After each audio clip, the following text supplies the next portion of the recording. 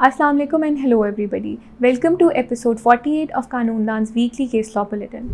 Haseenullah against Nahid Begum etc. इस petition for leave to appeal के जरिए petitioner ने हाई कोर्ट की जजमेंट असील की जिसमें रिस्पोंडेंट की कॉन्स्टिट्यूशनल पिटिशन अलाउ हो गई थी और निचले कोर्ट्स की जजमेंट्स रिवर्स करके उसके क्लेम फॉर डावर और मेंटेनेंस को डिक्री कर दिया गया। अब सुप्रीम कोर्ट के सामने पहला सवाल ये था कि क्या निकाहनामे के क्लॉजेस के कंटेंट्स को बाकी कॉन्ट्रैक्ट्स के क्लॉजेस की तरह पार्टीज़ की इंटेंशन को मद्देनज़र रखते हुए कंस्ट्रू किया जाएगा। जस्टिस सैयद मंसूर अली शाह, जस्टिस उमर अता बंदयाल और जस्टिस सज्जाद अली शाह ने पहले सवाल पे कहा कि निकाहनामे के क्लॉजेस के कंटेंट्स को बाकी कॉन्ट्रैक्ट्स के क्लॉजेस की तरह पार्टीज़ की इंटेंशन को मद्देनज़र रखते हुए कंस्ट्रू किया जाएगा, क्योंकि निकाह रजिस्ट्रार्स ज़्यादातर लेमैन होते हैं, उन्हें लीगल कॉम्प्लिकेशंस का अंदाज़ा नहीं होता, इसलिए पार्टीज़ की ट्रू इंटेंशन सर्टन करना ज़रूरी होता है। अदालत के सामने दूसरा सवाल ये था कि एक बीवी जो विलिंग है पर अपनी किसी गलती ना होने के बावजूद अपनी मैरिटल ऑब्लिगेशंस पूरी ना कर पाए, बल्कि अपने हस्बैंड के किसी एक्ट या ओमिशन की वजह से प्रिवेंट हो रही हो, क्या वो लीगली इंटाइटल्ड है कि अपने शौहर से ड्यू मेंटेनेंस रिसीव करे। इस पर सुप्रीम कोर्ट ने कहा कि ऐसी सूरत हाल में वाइफ इंटाइटल्ड होगी कि वो अपने शौहर से ड्यू मेंटेनेंस रिसीव करे। एक मुस्लिम हस्बैंड बाउंड है कि वो अपनी वाइफ को मेंटेन करे, इवन अगर शादी के टाइम पे उनके दरमियान इस हवाले से कोई बात ना भी हुई हो तो, या अगर वो ख़ुद को अपने रिसोर्सेज से सपोर्ट कर भी सकती हो तो। कुरान और अहादीस दोनों इस बात को सपोर्ट करते हैं। Supreme court of Pakistan Farooq Raza Sheikh against the appellate tribunal inland revenue. इस केस के फैक्ट्स पर पिटिशनर की ट्रिब्यूनल के सामने रखी गई अपील नॉन प्रोसिक्यूशन के लिए डिसमिस कर दी गई, जिसके बाद उन्होंने उसकी रेस्टोरेशन के लिए एक एप्लीकेशन फाइल की जिसे भी नॉन प्रोसिक्यूशन के लिए डिसमिस कर दिया गया। पिटिशनर ने इन दोनों ऑर्डर्स को चैलेंज किया और एक कॉन्स्टिट्यूशनल पिटिशन के थ्रू 2010 के appellate tribunal inland revenue rules के सेक्शन 22 सबसेक्शन 1 की वायरीज को चैलेंज किया। इस केस में कोर्ट के सामने 4 मेन इशूज़ थे।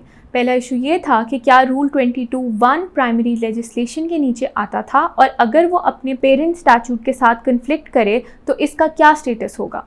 इस इशू पर कोर्ट ने कहा कि रूल्स सबॉर्डिनेट और डेलीगेटेड लेजिस्लेशन होते हैं, जिसकी वजह से ये हमेशा किसी पेरेंट एक्ट की तहत बनाए जाते हैं। इसी वजह से रूल्स की किसी भी प्रोविज़न को पेरेंट एक्ट की प्रोविज़न को ओवरराइड करने नहीं दिया जा सकता। इस केस का सेकेंड इशू ये था कि क्या रूल 22(1) इनकम टैक्स ऑर्डिनेंस 2001 के सेक्शन 132 सबसेक्शन 2 के खिलाफ जाता है। इस इशू पर कोर्ट ने कहा कि सेक्शन 132 सबसेक्शन 2 के नीचे ट्रिब्यूनल ने अपील की पार्टीज़ को हेयरिंग की अपॉर्चुनिटी देनी होती है।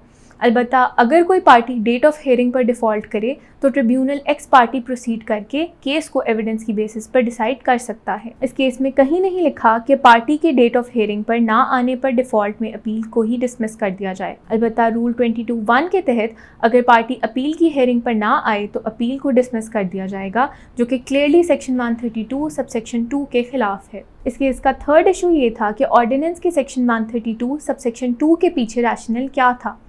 इस केस पर कोर्ट ने कहा कि ऑर्डिनेंस का सेक्शन 132 इनकम टैक्स एक्ट 1922 के सेक्शन 33 सबसेक्शन 4 से कहीं ज़्यादा डिटेल्ड है। इस केस का एम है कि टैक्स एडमिनिस्ट्रेशन को एफिशिएंट बनाया जाए, इसीलिए सेक्शन 132 सबसेक्शन 2 किसी भी किस्म की डबल एक्सरसाइज को अवॉइड करता है और कहता है कि अगर पार्टी ना भी आए तो कोर्ट केस के एविडेंस की बेसिस पर ही डिसाइड करे, ताकि हायर फॉरम पर अगर कोई प्रोसीडिंग्स हों तो वो भी मेरिट्स पर ही हों। ये सिस्टम टैक्स डिस्प्यूट रेजोल्यूशन को तेज़ बनाता है। इस केस का लास्ट इशू ये था कि डिसमिसल इन डिफ़ॉल्ट के ऑर्डर का क्या इफ़ेक्ट होता है। इस इशू पर कोर्ट ने कहा कि डिसमिसल इन डिफ़ॉल्ट का ऑर्डर टेक्निकल ग्राउंड्स पर बिल्कुल नई लिटिगेशन को राइज देता है, जो कि मेरिट्स के साथ कंसर्न नहीं होती। ऐसी सिचुएशन में असली टैक्स डिस्प्यूट तब तक रिजॉल्व नहीं होता जब तक पार्टीज डिसमिसल इन डिफ़ॉल्ट के ऑर्डर को हाईएस्ट कोर्ट से रिजॉल्व ना करवाएं, और ये रिजॉल्व करवाने के बाद वो दोबारा ट्रिब्यूनल के सामने मेरिट्स पर जाते हैं। मोहम्मद मूसा खान अगेंस्ट अंसा मरियम राशिया ज़मानिया। ये केस सिंध हाई कोर्ट के सामने CPC के सेक्शन 115 के तहत सिविल रिवीजन एप्लीकेशन के तौर पर पेश किया गया। इस केस के फैक्ट्स पर एप्लीकेंट ने ओरिजिनली स्पेसिफिक रिलीफ एक्ट के सेक्शन 42 के तहत एक सूट फॉर डिक्लेरेशन फाइल किया, जिसके तहत उन्होंने प्रे किया कि उन्हें प्रॉपर्टी का असली ओनर डिक्लेयर किया जाए और डिफेंडेंट एक बेनामी ओनर होने के तहत उन्हें ये प्रॉपर्टी रीकन्वे करे। इस केस के फैक्ट्स पर एप्लीकेंट ने एलिजिडली वेंडर से एक घर खरीदा, अलबत्ता अपने पेरेंट्स की डेथ के बाद उन्होंने अपनी बहन को ऑस्टेंसिबल ओनर के तौर पर एक सेल डीड के थ्रू घर कन्वे कर दिया और ख़ुद एक डिफरेंट प्रॉपर्टी में शिफ्ट हो गए। इसका मेन रीज़न ये था कि उनकी बहन एक विडो थी और वो उन्हें मेंटेन करने में हेल्प कर रहे थे। अलबत्ता एप्लीकेंट के पास प्रॉपर्टी की सारी ओरिजिनल डॉक्यूमेंट्स थी। जब एप्लीकेंट ने रिस्पोंडेंट से घर खाली करने के लिए कहा तो रिस्पोंडेंट के बेटे ने उन्हें थ्रेटन किया। इस केस में कोर्ट के सामने मेन इशू ये था कि क्या एप्लीकेंट ने एडिक्वेटली ये बेनामी ट्रांजैक्शन प्रूव की थी। इस इशू पर हाई कोर्ट ने कहा कि एप्लीकेंट ने एक general letter of sale for disputed property, original receipt अपनी बहन के नाम में सेल डीड और प्रॉपर्टी की ओरिजिनल लीज डीड प्रेजेंट थी। इसके अलावा एप्लीकेंट ने 2 विटनेसेस भी प्रोड्यूस किए।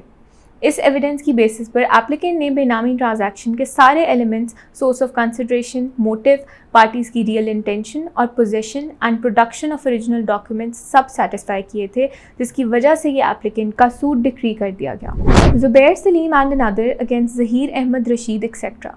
Respondents number 1 और 2 को leasehold rights of land transfer हुए in dispute under the temporary cultivation scheme void orders passed by respondent number 6, Deputy Administrator, Evacuate Trust Property Board. Relevant authority lease को 2018 तक extend कर रही थी। बाद में respondent number 6 ने लैंड के leasehold rights petitioners को अवॉर्ड कर दिए।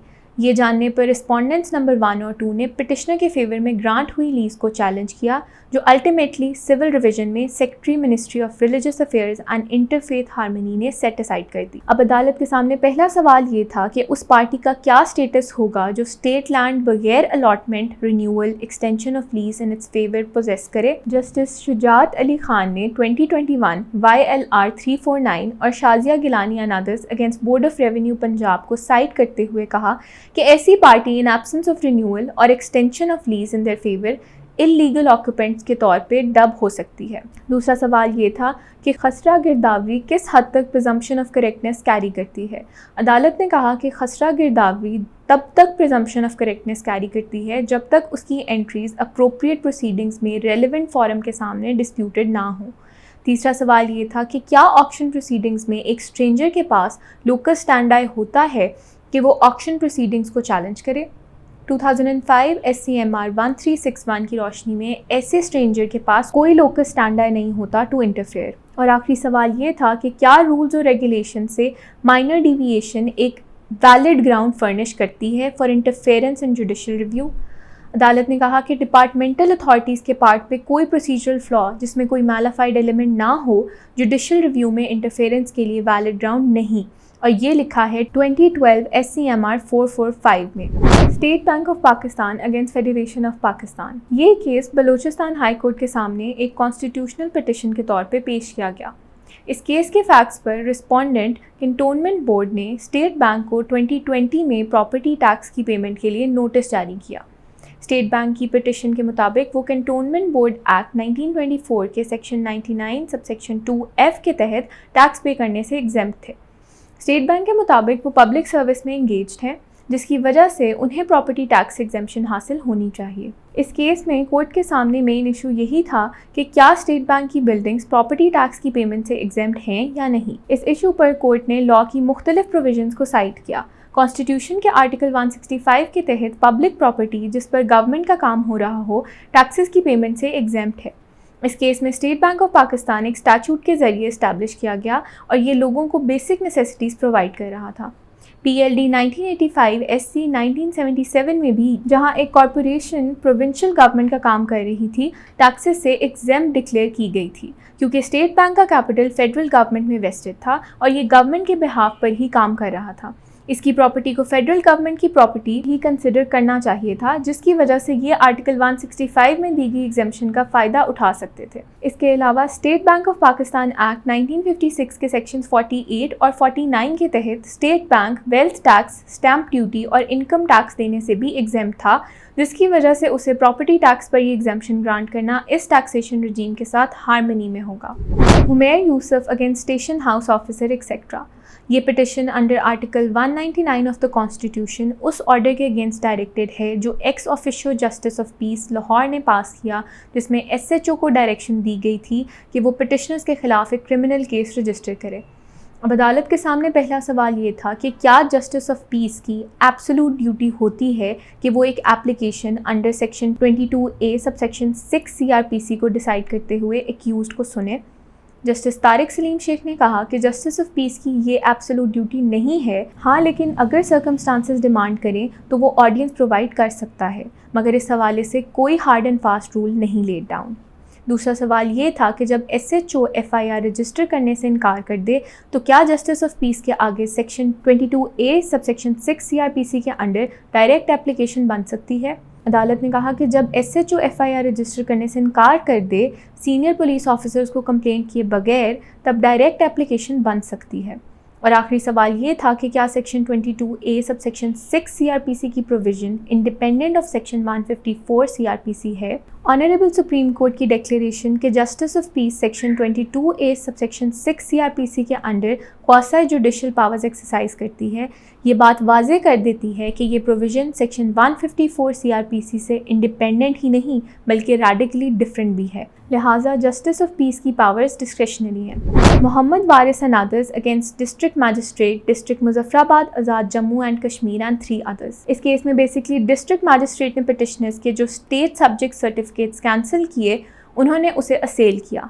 चीफ जस्टिस सदाकत हुसैन राजा का कहना था कि स्टेट सब्जेक्ट सर्टिफिकेट्स शो कर रहे थे कि सारे सर्टिफिकेट्स डिफरेंट डेट्स पे इशू थे, मगर सेम हैंड राइटिंग और पेन के साथ, जो उन्हें सस्पिशियस बनाता था। प्राइमा फेसाई कॉम्पिटेंट अथॉरिटीज़ ने सर्टिफिकेट्स इशू नहीं किए थे, बल्कि स्टेट सब्जेक्ट सर्टिफिकेट होल्डर्स ने इन्हें फ्रॉडुलेंटली प्रिपेयर किया था। अथॉरिटी ने कैटेगोरिकली स्टेट किया था कि सर्टिफिकेट्स उनके ऑफिस से इशू नहीं हुए, इसलिए डॉक्यूमेंट्स की ऑथेंटिसिटी प्रूव ना हुई।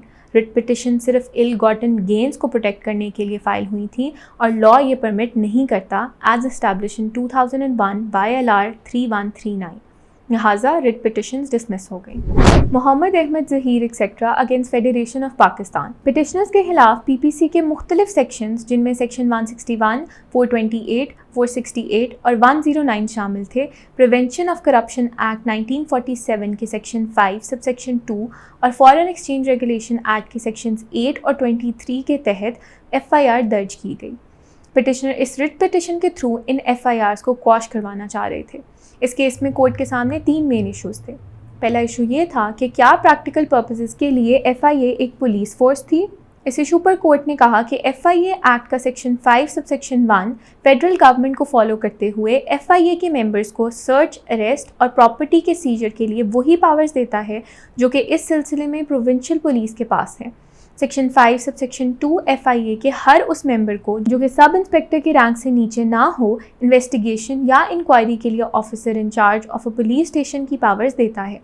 इस केस का सेकेंड इशू ये था कि क्या कस्टम्स एक्ट के सेक्शन 217 सबसेक्शन 1 के तहत इम्यूनिटी का स्कोप लिमिटेड है। इस इशू पर कोर्ट ने कहा कि इस सेक्शन के तहत इम्यूनिटी का स्कोप लिमिटेड है। ये इम्यूनिटी गुड फेथ और acts done in official capacity की प्रेजेंट होने पर कंडीशनल है और ये चीज़ें एविडेंस रिकॉर्ड किए बगैर डिसाइड नहीं की जा सकती। पब्लिक फंक्शनरीज पर यह ऑब्लिगेशन है कि वो अपनी ड्यूटी ऑनेस्टली डिस्चार्ज करें और सेक्शन 217 सबसेक्शन 1 की प्रोटेक्शन तब अवेल नहीं की जा सकती जब fraud, colourable exercise of power या बैड फेथ जाहिर हो। इस केस का लास्ट इशू ये था कि क्या FIA को इंक्वायरी करने के लिए बोर्ड की परमिशन चाहिए और क्या वो इसके बाद ही कस्टम्स ऑफिसर्स के खिलाफ क्रिमिनल केस रजिस्टर कर सकते हैं। इस इशू पर कोर्ट ने कहा कि सेक्शन 217 सबसेक्शन 1 का सेकेंड पार्ट रेगुलेटरी है। इसे FIA रूल्स 2002 के साथ पढ़ना होगा जो कि इंक्वायरी और इन्वेस्टिगेशन को 2 मुख्तलिफ चीज़ें कंसिडर करते हैं। इसीलिए कोर्ट के ओपिनियन में FIA को दोनों स्टेजेस पर इंक्वायरी स्टार्ट करने के लिए और क्रिमिनल केस रजिस्टर करने के लिए बोर्ड का अप्रूवल सीक करना होगा। Kanwar Naveed Jamil and 5 others against Province of Sindh through Chief Secretary and another। Petitioner contained कर रहा था कि प्रेजेंट केस एक कॉम्प्लेक्स केस है, इसके लिए सिंध हाई कोर्ट के 10 जजेस की बड़ी बेंच रिक्वायर्ड है और प्रेजेंट बेंच को ये दरख्वास्त chief justice of Sindh high court से करनी चाहिए। जस्टिस मोहम्मद करीम खान आगा और जस्टिस खादिम हुसैन टूनियो का कहना था कि प्रेजेंट कॉन्स्टिट्यूशनल पिटिशन के ब्रीफ रिव्यू से ये जाहिर था कि कोई अनड्यू लीगल कॉम्प्लेक्सिटीज़ या कंपेलिंग रीजंस नहीं मौजूद थे जिसके बिना पर पिटिशन चीफ जस्टिस को रेफर हो to establish a larger bench, specially because Sindh high court में पहले ही केसेस का बैकलॉग है। एक पॉइंट टू बी नोटेड ये भी है कि request for a larger bench तब नहीं की गई जब पिटिशन फाइल हुई, बल्कि 8 सेपरेट हेयरिंग डेट्स के बाद की गई, जो इंडिकेट करता है कि ये एक आफ्टर थॉट थी इस इंटेंशन के साथ कि प्रेजेंट पिटिशन की हेयरिंग डिले हो, लिहाजा एप्लीकेशन डिसमिस हो गई। और इसके साथ ही आज का बुलेटिन यहीं ख़त्म होता है। आपसे मुलाकात होगी इंशाल्लाह अगले हफ्ते कुछ नए केसेस के साथ।